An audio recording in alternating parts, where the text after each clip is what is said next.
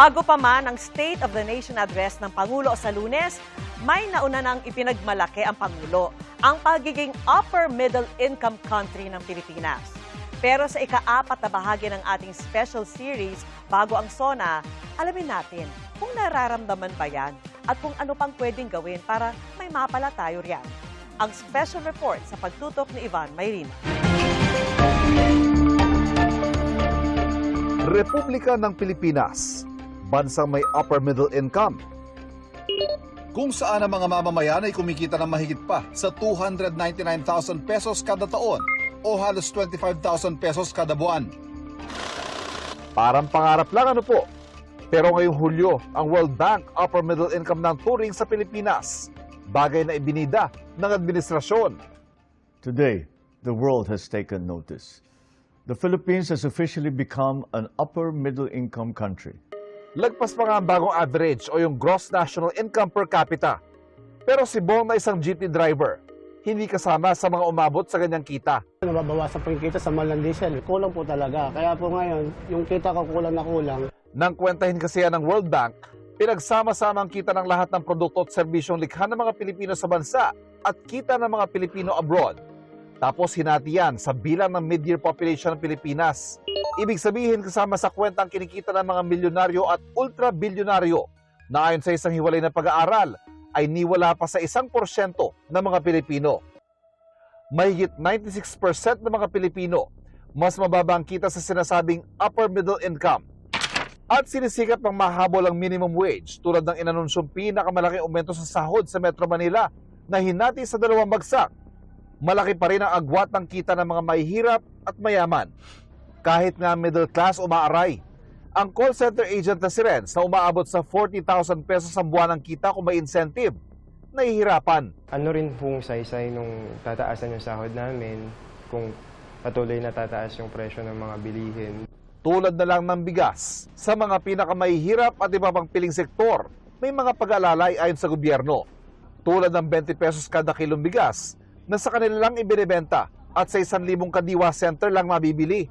Sabi ng palasyo, 15 milyong pamilya naman ang naaabot niyan.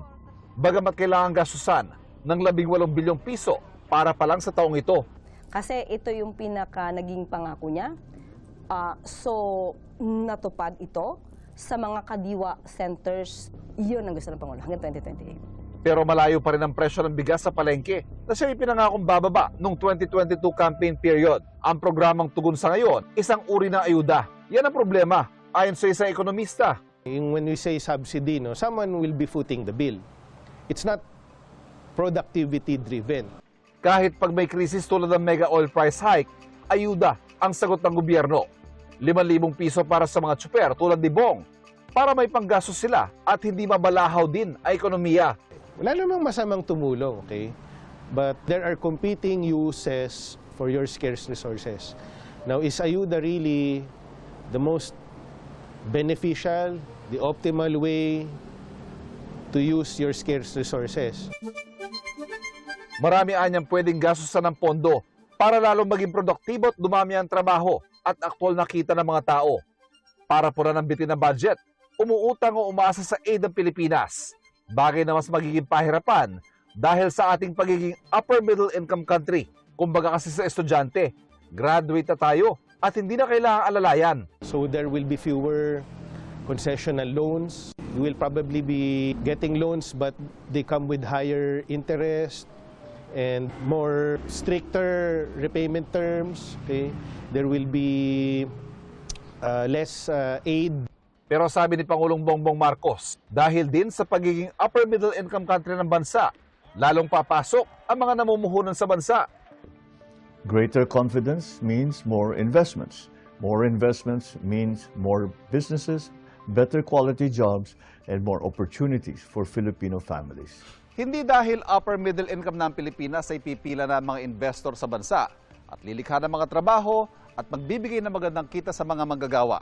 May iba pa kasi mga tinitignan. Kumusta ba ang infrastruktura, ang governance o pamamahala?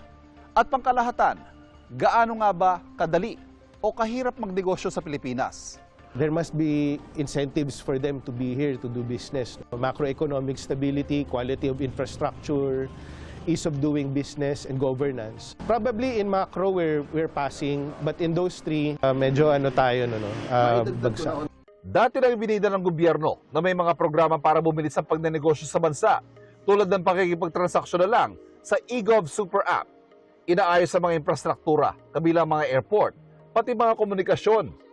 Inaasahang ibibida sa State of the Nation Address o SONA ang 19,000 na libreng Wi-Fi station na naipatayo sa buong bansa. At para mas produktibo ang mga manggagawa, kailangang alagaan ang kalusugan nila at kanilang pamilya. Kaya tinarget ang zero balance billing o kawalan ng bayarin sa mga piling ospital. Sa ibang ospital naman, pinalalaki ang pwedeng saluhin at iba pang benepisyo ng PhilHealth. Mula July 2025 hanggang May 2026 ay meron ng 2.76 million patients ang na-cover ng zero balance billing. Meron din nakinabang na 1.6 million pasyente ang nakinabang mula January hanggang February 2026. Kinikilala naman niya ni Renz, bagamat swerteng hindi pa kinailangan yan. Pero sanaan niya, lahat ng serbisyo, maayos at maramdaman, mahirap man o middle class. Hindi lang sapat yung paayuda. Kailangan inaalam talaga, tinutukoy yung pinaka root cause talaga ng problema. Mapanagot na rin yung issue sa corruption. Kasi lahat naman ng mamamayang Pilipino nag-aambag. Kung wala, para saan pambansag na upper middle income?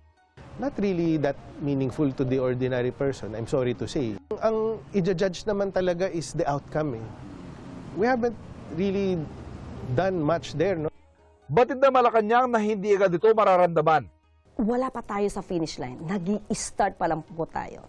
So, nandiyan yung ginagawa, yung interventions ng gobyerno, unang-una, yung upskilling ng ating mga kababayan para maging competitive sa pagtatrabaho. Nandiyan yung paghihikayat ng Pangulo na mag-invest sa Pilipinas. Maraming mga trabaho ang maibibigay nito. May 2 taon na lang ang Pangulo para patunayang walang maiiwan sa ipinagmamalaking upper middle income. Ivan Mayrina, nakatuto, 24 oras.